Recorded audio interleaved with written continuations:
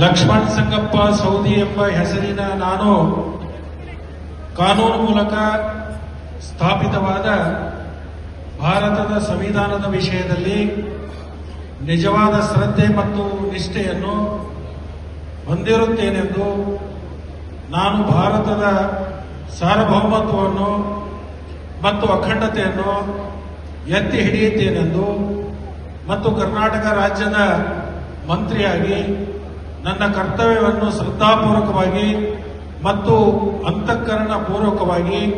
ನಿರ್ವಹಿಸುತ್ತೇನೆಂದು ಭಯ ಅಥವಾ ಪಕ್ಷಪಾತವಿಲ್ಲದೆ ರಾಗದೇಶವಿಲ್ಲದೆ ಎಲ್ಲ ಬಗೆಯ ಜನರಿಗೆ ಸಂವಿಧಾನಕ್ಕೆ ಮತ್ತು ಕಾನೂನಿಗೆ ಅನುಸಾರವಾಗಿ ನ್ಯಾಯವಾದುದನ್ನೇ ಮಾಡುತ್ತೇನೆಂದು ದೇವರ ಹೆಸರಿನ ಮೇಲೆ ಪ್ರಮಾಣ ಮಾಡುತ್ತೇನೆ.